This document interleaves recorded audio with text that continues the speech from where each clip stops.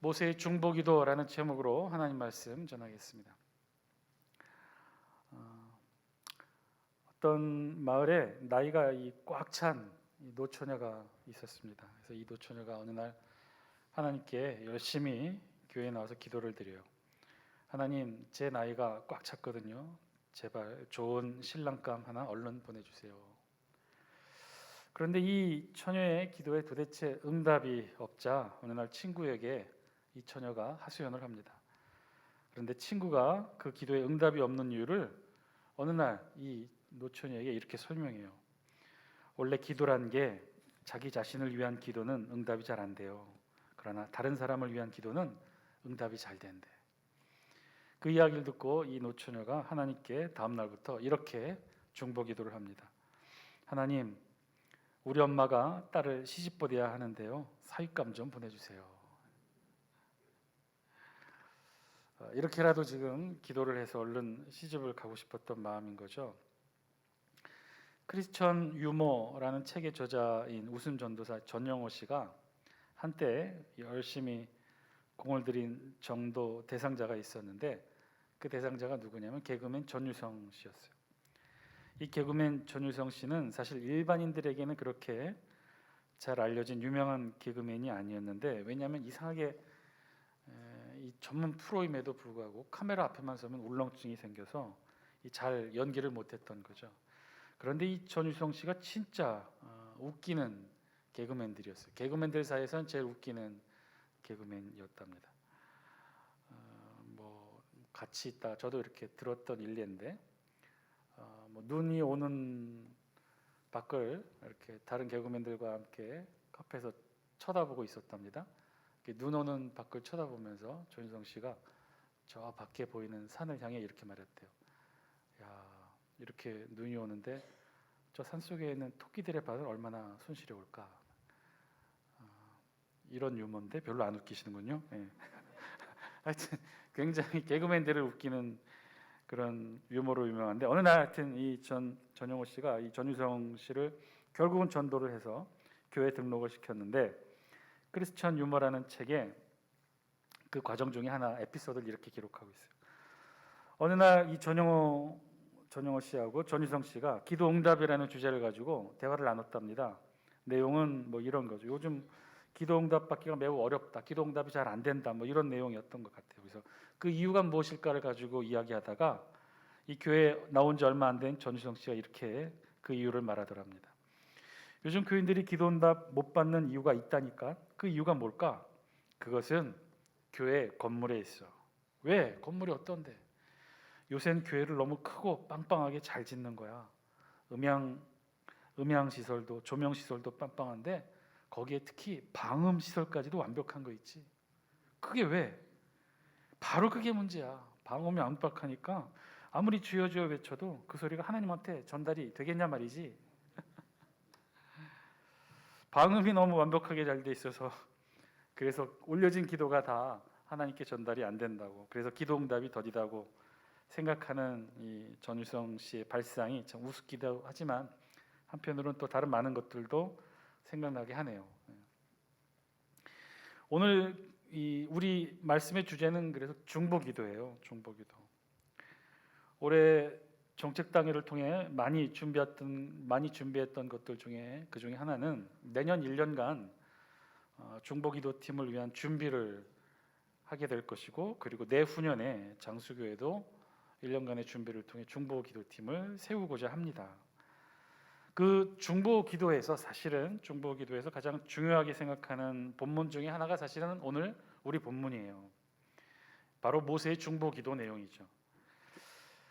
오늘 본문의 배경은요, 우리가 지난 시간 살펴본 말씀처럼 이스라엘 백성들이 우상 숭배의 죄를 범하게 되었어요. 모세가 하나님의 말씀을 받으러 시내산 정상으로 올라간 그 40일간 산 아래에 있었던 이스라엘 백성들은 견디지 못하고 아론을 부추겨 금송아지 우상을 만들게 되죠. 그리고 그것을 자신들을 인도하여 낸 신이라고 부르며 그 금송아지 앞에 절하고 번제와 화목자의 제사를 드렸다는 내용이 바로 32장 1절로부터 6절까지 앞부분의 내용이죠. 지금 그랬던 거죠. 지금 산 아래에서는 그렇게 이스라엘 백성들이 우상 숭배 죄를 범하고 있었어요. 그리고 산 정상에서는 지금 하나님께서 모세에게 하나님의 말씀을 전해주고 계셨던 거죠. 자, 그런데 하나님께서는요, 모세와 산 정상에 계셨으면서도 이 산 아래에 이스라엘 백성들의 죄악의 상황을 다 알고 계셨어요. 우리가 함께 7절 말씀 다시 한번 읽겠습니다. 영상을 통해 함께 읽습니다. 시작. 여호와께서 모세에게 이르시되 너는 내려가라. 내가 애굽 땅에서 인도하여 낸 내 백성이 부패하였도다. 아멘. 하나님이 갑자기 모세에게 말씀을 전해주시다가 멈추고는 이렇게 명령하신 거예요. 너는 내려가라. 내가 애굽 땅에서 인도하여 낸 내 백성이 부패하였도다. 부패하였다라고 우리 성경이 완곡하게 번역을 했지만 이 단어의 원어의 뜻은요, 히브리어 샤트라는 단어를 썼는데 이 단어의 뜻은 함께 망하다 혹은 모든 것을 잃다 이런 뜻이에요. 그러니까 금송아지 우상 숭배의 결과로 이스라엘 백성들이 지금 하나님 보시기에 그렇다는 거예요. 이스라엘 백성들이 망하게 되었다는 거예요. 모든 것을 다 잃어버리게 되었다는 것이죠. 그것은 곧 이스라엘 백성들과 하나님과의 관계에서 이루어졌던 것들을 의미해요. 그것이 무엇일까요? 이스라엘 백성들이 지금 산 아래에서 금송아지 우상 숭배 사건을 통해 잃어버리게 된 것이 무엇일까? 그것은요, 이스라엘 백성과 하나님 사이에 있었던 관계의 결실들이에요. 하나님이 이스라엘 백성들을 어떻게 했어요? 자신의 백성으로 삼아 주셨잖아요. 이스라엘 백성들에게 하나님은 하나님이 이스라엘 백성들의 하나님이 되어 주셨던 것. 즉 이스라엘 백성들과 하나님 사이의 관계가 어떻게 되는 거예요? 지금 그 모든 관계가 끊어져 망하게 되어 모든 것을 잃어버리게 되었다는 거예요. 그래서 오늘 7절 말씀을 주위에서 보면요, 아주 특별한 표현을 지금 하나님이 모세에게 쓰고 계셔요. 우리 7절만 다시 한번 보여주실래요? 여러분 7절 말씀 보시면서 이상하다고 느껴지는 표현 혹시 못 보셨나요? 뭐라고 되어 있죠? 내가 애굽 땅에서 여호와께서 모세에게 이르시되 너는 내려가라. 내가 애굽 땅에서 인도하여 낸 내 백성이 부패하였다. 여러분 이상하다는 표현 안 느끼십니까? 지금 하나님은요, 우상 숭배의 죄를 범하고 하나님과의 모든 관계를 잃어버린 이스라엘 백성들을 향해 아주 특별한 호칭으로 지금 부르고 있어요. 그 호칭이 바로 뭐예요? 내 백성이 아니라 누구라고요? 내 백성이라고 지금 표현하고 있는 거예요. 하나님은요, 지금 이스라엘 백성들, 산 아래에서 금송아지 우상 숭배를 하고 있는 이 이스라엘 백성들, 하나님 앞에서 지금 범죄하고 있는 이스라엘 백성들을 향해 뭐라고 말씀하시냐면 내 백성이 아니라는 거예요. 내 백성이라는 거예요. 즉 모세의 백성이라고 표현하고 있어요. 모세가 인도하고 모세가 이끈 모세의 백성이라는 거죠. 여러분 왜 하나님이 이렇게 표현하셨을까요?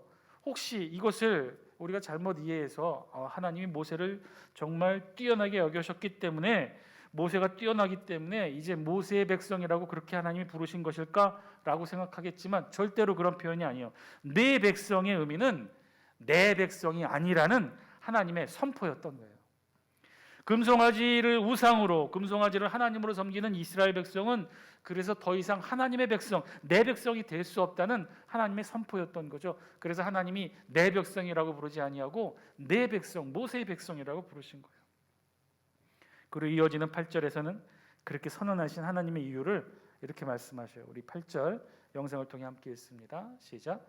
그들이 내가 그들에게 명령한 길을 속히 떠나 자기를 위하여 송아지를 부어 만들고 그것을 예배하며 그것에게 제물을 드리며 말하기를 이스라엘아 이는 너희를 애굽 땅에서 인도하여 낸 너희 신이라 하였도다. 그렇죠. 하나님은 지금 산 정상에서 모세와 함께 40일을 계셨지만 정확하게 지금 산 아래에서 일어나는 이스라엘 백성들의 금송아지 우상 사건을 정확하게 파악하고 계셨어요. 그러니 이스라엘 백성들은 하나님 앞에 더 이상 내 백성이라 불리지 못했던 거예요. 하나님과 이스라엘 백성 사이의 관계가 끊어지고 망하게 되었고 부패하게 되어서 이스라엘 백성들이 모든 것을 잃어버리게 되었는데 그 모든 것을 어떤 게 잃어버렸느냐? 하나님과 이스라엘 백성 사이의 관계를 모두 다 잃어버리게 된 거예요. 더 이상 이스라엘 백성들은 하나님의 백성이 내 백성이 되지 못한 거죠. 그렇게 말씀하시면서 이 9절에서는 우리 성경 최초로 이스라엘 백성에 대한 하나님의 분노의 표현을 이렇게 기록해요. 우리 9절 말씀 함께 했습니다. 시작. 여호와께서 또 모세에게 이르시되 내가 이 백성을 보니 목이 뻣뻣한 백성이로다. 목이 뻣뻣한 백성. 구약의 다른 성경 다른 표현에서는 목이 곧은 백성이라고 표현합니다. 즉 구약에서 하나님께서 범죄한 이스라엘 백성들을 향하여 표현하실 때 항상 드는 표현인 이 목이 뻣뻣한 백성, 목이 곧은 백성에 대한 최초의 표현이 바로 오늘 우리 본문에서 나와요. 출애굽기로부터 시작해서 신명기 잠언에 이르기까지 구약 성경에서 죄를 지은 이스라엘 백성들을 가리켜 표현하는 대명사처럼 쓰이는 표현이 바로 이 목이 뻣뻣한 백성이었어요. 목이 곧은 백성이로다. 원래 이 단어의 표현의 어원은요, 농경 문화에서부터 시작합니다. 농사를 짓기 위해 반드시 땅을 기경해야만 되잖아요. 땅을 갈아야만 되잖아요. 땅을 부드럽게 갈아엎어야 되는데 그러기 위해서는 인간의 힘으로만은 어려워요. 그래서 소를 이용하게 되었죠. 소의 도움을 받아 땅을 기경합니다. 소의 목에 멍에를 지우고 그리고 멍에 끝에 쟁기를 끌게 해서 그렇게 해서 소를 이용하여 땅을 갈게 했는데, 그런데 이 소의 목에 멍에를 매는 이 과정에서 유독 말을 듣지 않는 소들이 있었어요. 주인의 멍에를 쓰지 않게 하기 위해 목을 좀 숙여서 멍에를 받아들여야 되는데 이 멍에가 싫으니까 목을 숙이지 않고 뻣뻣이 주인 앞에 드는 거예요. 그러니 주인이 그 목에 뻣뻣이 든 소의 목에 멍에를 씌울 수가 없었던 거죠. 그런 소들을 가리켜 목이 뻣뻣한 소, 마치 멍에를 쓰지 않고 버티는 소와 같다는 의미로 그렇게 표현한 것이 바로 이 표현이었던 거예요. 멍에를 쓰지 않고 버티는 미련한 소. 왜 멍에를 쓰지 않고 버티는 소를 미련하다고 했을까요? 멍에를 쓰지 않는 소는요, 농사에 도움이 되지 않는 소겠죠. 그럼 어떻게 되겠습니까? 농사에 도움이 되지 않는 소는 오로지 단 하나의 용도로밖에 쓰이지 않아요. 육으로밖에 쓰이지 않아요. 논밭으로 멍에를 쓰고 나가지 않는 소는요, 도살장으로 끌려가게 되니 미련한 소라고 그렇게 표현했던 거죠. 지금 이스라엘 백성들이 그랬다는 거예요. 그런 이스라엘 백성들을 향해 이제 하나님이 심판의 말씀을 하셔요. 10절 말씀 우리 영상을 통해 같이 한번 읽겠습니다. 시작. 그런즉 내가 하는 대로 두라. 내가 그들에게 진노하여 그들을 진멸하고 너를 큰 나라가 되게 하리라. 아멘. 그런즉 하나님이 지금 뭐라고 말씀하셔? 내가 하는 대로 두라. 내가 하는 대로. 하나님의 심판의 말씀인데 조금은 이해하기 어려운 표현으로 번역이 되어 있어요. 하나님이 하시는 대로 두라라는 말씀인데, 근데 원어의 뜻은 조금 다릅니다. 내가 하는 대로 두라. 예전 성경의 번역에서는 나대로 하게 하라 이렇게 번역을 했는데 원어의 원래의 뜻은요, 홀로 쉬게 하다, 홀로 있게 하다 이런 뜻이에요. 그러니까 지금 하나님이 지금 이스라엘 백성들 앞에 이스라엘 백성들을 심판하시면서 지금 뭐라고 말씀하시는 거예요? 나를 더 이상 홀로 있게 하라. 나를 더 이상 이스라엘 백성들과 연관 짓게 하지 말라. 이스라엘 백성들과 관계 짓지 말라는 거예요. 지금 하나님은요, 이 말씀을 통해 무엇을 선포하고 계시냐면 하나님의 이스라엘 백성들을 향한 절교 선언을 지금 하고 계신 거예요. 더 이상 하나님은요, 이스라엘 백성과 관계 맺지 않다는 거예요. 관계하고 있지 않다는 거예요. 하나님께서 그동안 이스라엘 백성들을 출애굽하면서 맺어왔던, 아브라함부터 맺어왔던 모든 이스라엘 백성들의 모든 관계를 끊고 이제부터는 홀로 계시겠다는 거예요. 이스라엘 백성의 하나님, 이스라엘 백성의 보호자, 이스라엘 백성의 인도자, 이런 것 더 이상 하지 않으시겠다는 말씀인 거죠. 모든 관계를 끊고 홀로 계시겠다는 말씀의 선언이었어요. 패역하고 목이 곧은 이스라엘 백성에게는 더 이상 저들의 죄악을 참을 수 없어서 그 관계를 끊고 이제 이스라엘 백성들을 내치시겠다는 말씀인 거죠. 그러니 이제는 하나님과 이스라엘 백성들이 아무런 관계가 아니니까, 그러니까 하나님의 공의대로 이스라엘 백성들을 심판의 대상으로 삼았던 거예요. 그래서 이어지는 말씀은 뭐라고 말씀하셔요? 내가 그들에게 진노하여 그들을 멸하고, 그리고 그 다음 표현이 독특하죠. 우리 이 말씀 다시 한 번만 읽어볼까요? 10절 말씀 영상을 통해 함께 했습니다. 시작. 그런즉 내가 하는 대로 두라. 내가 그들에게 진노하여 그들을 진멸하고 너를 큰 나라가 되게 하리라. 아멘. 그 다음 마지막 표현이 좀 특이하죠. 너를 큰 나라가 되게 하겠다. 지금 너라고 표현한 대상이 누굽니까? 모세예요. 그럼 하나님은 지금 모세를 통해 이스라엘 백성들을 심판하시고, 그리고 마지막에는 뭐예요? 모세를 통해 큰 나라를 세우시겠다는 말씀인 거죠. 이건 얼핏 들으면 모세를 향한 하나님의 축복의 말씀 같아 보입니다. 그런데 이게 그렇지가 않아요. 이게 무슨 말씀일까요? 너를 큰 나라가 되게 하리라. 사실은요, 이 하나님의 약속의 말씀은 이미 오래전에 하나님이 하셨어요. 누구에게 하셨어요? 아브라함에게 하셨어요. 창세기 12장을 통해 창세기 12장 2절을 통해 오래전에 하나님은 이미 아브라함에게 놀라운 이 약속의 말씀을 하셨던 거예요. 창세기 12장 2절 우리 영상을 통해 같이 한번 읽습니다. 시작. 내가 너로 큰 민족을 이루고 내게 복을 주어 내 이름을 창대하게 하리니 너는 복이 될지라. 그 유명한 하나님이 아브라함에게 주셨던 축복의 약속의 말씀이었죠. 아주 오래전에 이미 아브라함에게 하나님이 주셨던 축복의 약속의 말씀이에요. 그래서 이 약속의 말씀에 따라 어떻게 됐습니까? 아브라함의 후손들이 이삭, 야곱, 요셉, 그리고 이후 이어지는 출애굽에 이어졌던 많은 이스라엘 백성들에 이르기까지, 실은 지금 200만에 출애굽한 이스라엘 백성 모두가 사실은 다 그러한 아브라함의 약속의 후손들이었죠. 이미 하나님이 아브라함에게 약속하셨던 그 약속의 후손들이에요. 그런데 하나님은 지금 뭐라고 말씀하시는 거예요? 그 아브라함과의 약속을 지금 다 버리시겠다는 거예요. 아브라함이야 그 후손들, 출애굽해서 홍해를 건너 지금 시내산 아래에 모여있던 200만의 이스라엘 백성들, 그들 모두가 다 아브라함의 후손들이고 하나님의 약속의 관계에 여기까지 왔는데 이제 다 버리시겠다는 거예요. 그 약속을 파기하시겠다는 거예요. 그 약속을 버리시고 어떻게 해요? 이제는 모세와 다시 그 약속을 세우시겠다는 말씀이에요. 이 말씀은요 사실 무서운 말씀이었어요. 이미 모세를 비롯한 시내산에까지 이른 200만의 이스라엘 백성들이 모두 다 아브라함의 자손인 약속의 자손들인데 그들을 다 파기하시고 그들을 다 진멸하시고 오로지 모세 한 사람만 세워놓고 모세의 후손을 통해 또다시 약속의 후손을 만들어 가시겠다는 그런 하나님의 심판의 말씀이었던 거예요. 모세만 제외하고 다 진멸하시겠다는 하나님의 말씀. 그러니 너를 통해 너를 큰 나라가 되게 하리라. 이 말씀은 결코 축복의 말씀이 아니었던 거죠. 이 하나님의 말씀을 듣는 순간 모세는 그 의미를 누구보다도 잘 알고 있었어요. 그래서 모세는 바로 그 순간부터 바닥에 엎드려 하나님께 기도하기 시작합니다. 소위 말하는 모세의 중보 기도를 시작하죠. 금송아지 숭배 사건으로, 금송아지 우상 숭배 사건으로 이스라엘 백성과 하나님 사이에 큰 균열이 생겼어요. 관계가 깨어졌어요. 더 이상 이전처럼 이스라엘은 하나님의 백성이 되고 하나님은 이스라엘의 하나님이 되는 그런 관계는 깨어져 버리게 된 거죠. 바로 그 상태에서 모세가 중보 기도를 시작합니다. 사실 이 모세의 중보 기도는요 너무나도 유명한 기도이고 우리 신앙인들에게 있어서는 너무나 중요한 기도의 말씀이기도 합니다. 왜냐하면 사실 이 금송아지 사건으로 하나님과 이스라엘 백성의 관계는 이미 끊어져 버렸던 관계예요. 금송아지 우상을 향해 이스라엘을 인도하여 내신 신이라고 불렀고, 그리고 그 앞에서 어떻게 했어요? 이스라엘 백성들이 번제와 화목제의 제사를 드리고, 그리고 자세히 보시면 32장 6절 끝부분에 사실은 이런 표현이 있어요. 6절 제가 읽어드리면 이튿날에 그들이 일찍 일어나 번제를 드리며 화목제를 드리고 백성이 앉아서 먹고 마시며 일어나서 뛰놀더라.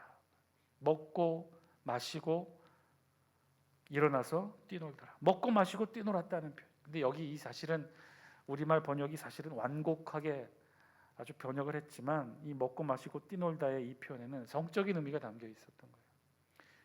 여러분도 이제 율법을 통해 어느 정도 말씀을 통해 우리가 봐왔지만 하나님의 율법, 제사의 방식에 있어서 그 어떤 제사 끝나고 먹고 마시고 뛰노는 제사가 있었습니까? 없었어요. 하나님이 말씀하시는 제사의 방법에는요 제사가 끝나고 먹고 마시고 뛰노는 게 없었어요. 그리고 여기서 뛰놀다의 이 표현에는 성적인 의미가 있었던 거예요. 하나님께 드리는 제사에는 이런 문화가 없었던 거죠. 그러면 이건 어떤 문화예요? 이스라엘 백성들이 애굽에서 우상 숭배에서 보았던 것을 그대로 흉내내고 있었던 거예요. 이스라엘 백성들은요 지금 산 아래에서 금송아지 우상 숭배를 하면서 다시 예전으로 돌아갔던 거예요. 다시 예전으로 애굽으로 돌아갔던 거예요. 하나님 없이 살았던 그 삶으로 돌아갔던 거예요. 이 말씀은요 지금 하나님만 분노하셔서 하나님이 그 관계를 일방적으로 끊으려 했다는 것이 아니죠. 이스라엘 백성들조차도 정말 넘지 말아야 될 선을 이미 넘었던 거예요. 다시는 돌아올 수 없는 죄악의 경계선을 이스라엘 백성들이 금송아지 우상 숭배를 통해 먹고 마시고 뛰놀면서 아주 쉽게 넘어버렸어요. 그런 이스라엘 백성들을 향해 하나님이 그래서 이렇게 분노하셨던 거죠. 그런즉 내가 하는 대로 두라. 내가 그들에게 진노하여 그들을 진멸하고 너 모세를 큰 나라가 되게 하리라. 그냥 화가 나서 하신 말씀 정도가 아니었던 거예요. 완전히 아브라함의 약속의 후손들을 멸절시키시고 모세를 통해 새롭게 하나님의 역사를 다시 쓰시겠다는 말씀이죠. 지금 이스라엘 백성들과 하나님 사이에는요, 너무나 큰 간극이 벌어졌어요. 너무나 큰 하나님의 진노 앞에 이스라엘은 직면하고 있었던 거예요. 어쩌면요, 오늘 본문의 이 모세의 중보기도가 아니었다면 어쩌면 이스라엘 역사는 우리가 아는 역사가 아닌 전혀 다른 역사로 쓰여졌을지도 몰라요. 바로 그때 그 순간 모세가 중보기도를 합니다. 그런데 놀랍게도 이 모세의 중보기도가 큰 일을 이뤄내요. 우리 다 함께 14절 말씀 영상을 통해 함께 읽습니다. 시작. 여호와께서 뜻을 돌이키사 말씀하신 화를 그 백성에게 내리지 아니하시니라. 모세의 중보기도가 끝나고 14절 말씀은 우리 성경이 이렇게 기록해요. 여호와께서 어떻게 하셨다고요? 뜻을 돌이키사 말씀하신 화를 그 백성에게 내리지 아니하시니라. 모세의 중보기도가 결국 큰 일을 이뤄내요. 그 큰 일은 어떤 일이에요? 하나님의 뜻을 돌이키는 역사를 이뤄낸 거죠. 어떻게 이룰 수가 있었을까요? 어떻게 이런 일이 일어날 수 있었을까요? 모세는 과연 어떻게 기도했길래 하나님의 뜻을 돌이키는 기도를 할 수 있었던 것일까요? 사실 우리도 많은 기도를 하고 있죠. 우리도 사실은 새벽마다 기도하고 밤마다 기도하고 그뿐이 아니죠. 수시로 필요할 때마다 우리도 기도를 합니다. 그런데 우리가 기도하면서 늘 느끼지만 우리의 기도가 늘 간절해지고 애절해지는 이유가 뭘까요? 기도만 하면 바로 그때마다 응답받는다면 사실 우리 기도가 그렇게 간절해질 이유가 없겠죠. 기도하면서 사실 우리가 빠지기 쉬운 가장 큰 낙심은 기도 응답의 지연이에요. 아무리 기도해도 그 응답이 제때에 이루어지지 않을 때 우리들이 많이 낙심하고 상심하고 좌절합니다. 그런데 오늘 본문의 모세는요, 이스라엘 백성들의 전체의 전멸의 위기 앞에서 하나님의 뜻을 돌이키는 중보의 기도를 이루어낸 거예요. 우리 본문으로 말하면 11절, 12절, 13절 딱 세 절 말씀의 기도를 통해 하나님의 뜻을 돌이킨 거예요. 이건 정말 놀라운 일이에요. 어떻게 기도하면 이렇게 놀라운 기도 응답을 이룰 수 있는 것일까? 어떻게 기도하면 하나님의 뜻을 돌이키는 이런 기도를 할 수 있는 것일까? 11절, 12절 모세는 반복해서 특별한 표현으로 기도하는 것을 보게 됩니다. 우리 11절 영상을 통해 함께 읽습니다. 시작. 모세가 그의 하나님 여호와께 구하여 이르되 여호와여 어찌하여 그 큰 권능과 강한 손으로 애굽 땅에서 인도하여 내신 주의 백성에게 진노하시나이까. 우리 12절도 마저 읽어볼까요? 시작. 어찌하여 애굽 사람들이 이르기를 여호와가 자기의 백성을 산에서 죽이고 지면에서 진멸하라는 악한 의도로 인도에 내었다고 말하게 하시려 하나이까. 주의 맹렬한 노를 그치시고 뜻을 돌이키사 주의 백성에게 이 화를 내리지 마옵소서. 우리 11절, 12절 다 연속해서 읽어봤는데 여러분 독특하게 눈에 띄어오는 한 단어가 보이지 않나요?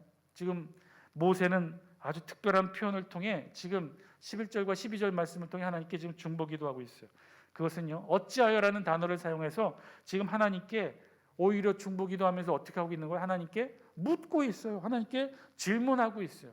어찌하여 여호와 하나님께서는 자신의 백성들을 죽이려 하십니까? 어찌하여 이 산에서 하나님의 백성들을 죽이려고 애굽에서 이 백성들을 인도하여 내신 것입니까? 그래서 결국은 애굽 사람들로 하여금 어떻게 되는 거예요? 여호와가 자기 백성을 산에서 죽이려고 이런 악한 의도로 이스라엘 백성들을 인도에 내었다고 말하게 하시나이까? 어찌하여 하나님 이렇게 하십니까? 지금 모세가 지금 기도를 하는데 하나님 앞에 뭐라고 기도를 하냐면 질문하면서 기도를 해요. 오히려 하나님 앞에 묻는 거예요. 모세의 중보기도의 특징은요, 지금 모세는요 납작 엎드려서 이스라엘 백성들을 무조건 용서해달라고 기도하는 게 아니죠. 지금 하나님 앞에 무조건적인 사랑으로 이스라엘 백성들을 용서해달라고 지금 모세는 메어 달리지 않고 있어요. 그런 기도를 하는 게 아니에요. 오히려 지금 어떻게 하고 있어요? 기도를 모세는 하나님께 질문하고 있어요. 하나님께 묻고 있어요. 어찌하여 하나님께서 이렇게 이스라엘 백성들을 이곳에서 진멸하시려 하십니까? 하나님께서 이스라엘 백성들을 이곳에서 진멸하시게 되면 세상 사람들은, 애굽 사람들은 이렇게 이스라엘 백성들을 광야에서 죽이려고 그 어려운 10가지 재앙을 통해 애굽에서 그 어려움을 겪으면서 이스라엘 백성들을 출애굽시켰냐고 애굽 사람들이, 세상 사람들이 물을 것입니다. 세상 사람들이 하나님을 조롱할 것입니다. 죽을 데가 없어서 애굽이 아닌 이 광야에서 죽게 하려고 이스라엘 백성들을 하나님이 그 어려운 과정과 절차를 통해 인도해 내신 것입니까? 구름기둥 불기둥으로 인도하고 홍해를 가르고 10가지 재앙을 통해 이곳까지 이르게 하신 그 이유가 광야에서 이렇게 죽게 하시려고 하나님이 이스라엘 백성들을 인도하신 것입니까? 세상 사람들이, 애굽 사람들이 그렇게 조롱할 것입니다. 여러분, 지금 모세가 지금 기도하고 있는데요, 중보기도하고 있는데 지금 누구를 걱정하며 기도하고 있어요? 이제 곧 멸절되어 죽게 될 이스라엘 백성들을 위해 기도하고 있습니까? 이스라엘 백성들 200만의 백성들, 그들은 불쌍하고 어리석고 예쁘게 봐달라고 자비를 통해 자비를 베풀어 달라고 그렇게 기도하고 있나요? 200만의 이스라엘 백성들 가운데는 여자들도 있고 아무것도 모르는 아이들이 있다고 그 아이들을 불쌍히 여겨달라고 지금 모세가 그렇게 기도하고 있습니까? 아니요, 천만에요. 모세의 기도는요 그런 기도 아니었어요. 모세의 기도의 걱정, 모세의 기도의 내용은요 절대 그런 내용이 없었어요. 이스라엘 백성들을 불쌍하게 봐달라고, 어리석은 이스라엘 백성들을 불쌍하게 봐달라, 그런 기도 내용 없어요. 모세의 기도 내용은 오직 단 하나였어요. 모세의 기도의 초점은 다 어디에 맞춰져 있었어요? 하나님에게 맞춰져 있어요. 모세의 기도의 초점과 중심은 하나님, 그것도 하나님의 영광이 가리워질까를 걱정하고 기도한 거예요. 지금 모세의 중보기도는요, 하나님의 뜻을 돌이키게 만든 모세의 그 놀라운 중보기도는 결국 이것이었죠. 하나님의 영광을 위해 기도하고 있었어요. 하나님의 영광을 위해, 이스라엘 백성들이 불쌍해서, 이스라엘 백성들이 안타까우니까, 이스라엘 백성들이 어리석으니까 이스라엘 백성들을 감싸 안으며 하나님의 한량없는 사랑으로 용서해달라고 기도한 것이 아니라 오로지 모세의 중보기도의 초점은 하나님의 영광을 위해, 하나님의 영광을 위해 이스라엘 백성들을 진멸하시는 계획을 거두어 달라는 거예요.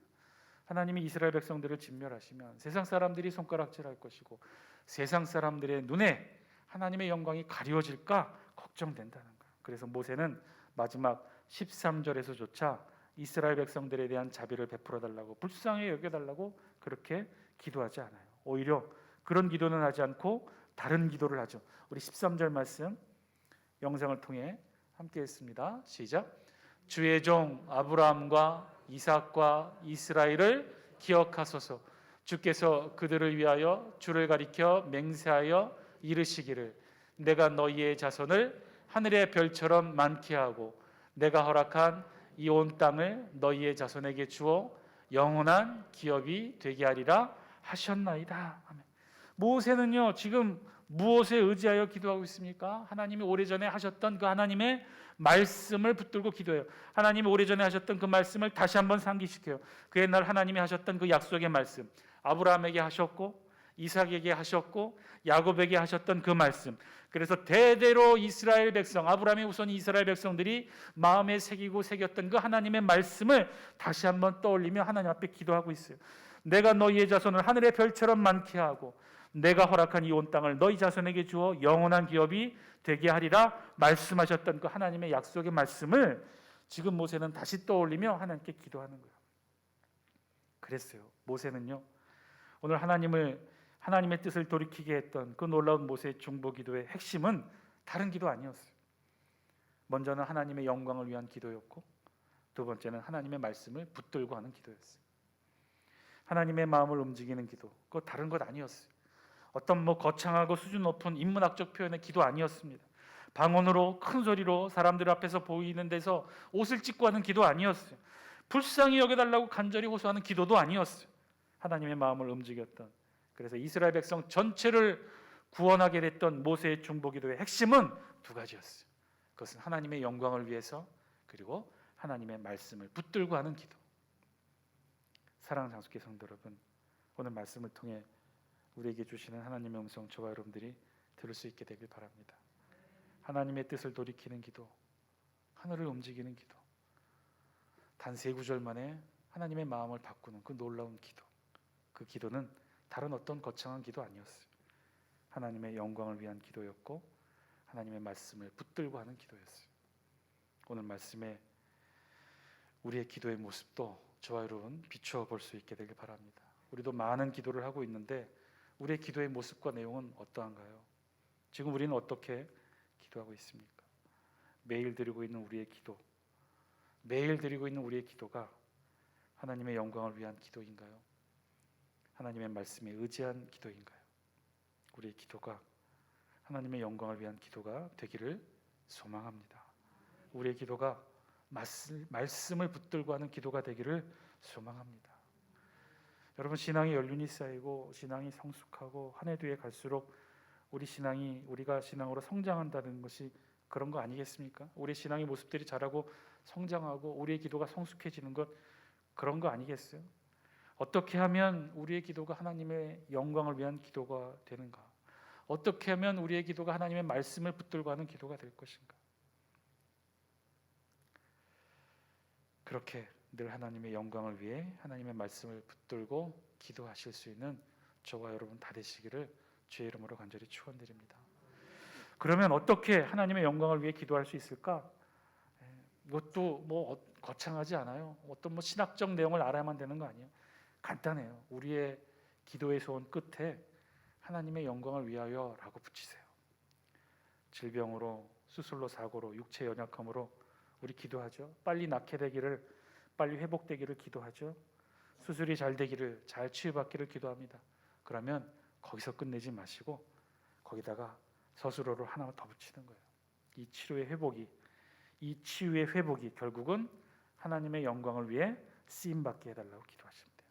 내가 이 질병에서 치유받는 목적이 내가 더 건강하게 이 세상에서 잘 먹고 잘 사는 것이 아니라 내가 건강해진 몸으로 어떻게 하면 되는 거예요? 하나님께 영광을 돌리는 삶을 살게 해달라고 하나님께 그렇게 기도하는 거죠. 그러면 나의 이 질병의 치유가 하나님의 영광을 위해 드러나게 된다는 거예요. 내가 더 건강해진 몸으로 더 열심히 봉사하고 더 열심히 헌신하고 더 열심히 주를 위해서 살겠습니다. 하나님의 영광을 위해서 나의 건강을 하나님 사용하여 주옵소서 기도하시는 거죠. 자녀의 대학 합격을 위해서도 기도하는 것도 마찬가지예요. 자녀가 원하는 대학에 합격해서 어떻게 하겠다는 거예요? 더 잘 공부하고 더 잘 훈련받아서 하나님께 쓰임받는 우리 아들, 딸이 되게 해달라고 기도하는 거죠. 이 어려운 경제 문제를 해결해 주시면 나 혼자 잘 먹고 잘 사는 것이 아니라 이 풍요로운 경제적 축복을 하나님의 영광을 위해서 쓰임받게 해달라고 기도하는 거죠. 무엇이든지 무엇을 위해 기도하든 어떤 것을 기도하든 하나님의 영광을 위해서 기도할 수 있다는 거예요. 그리고 늘 말씀과 함께 말씀을 묵상하며 하나님이 우리에게도 주신 그 약속의 말씀을 붙들고 기도하는 거죠.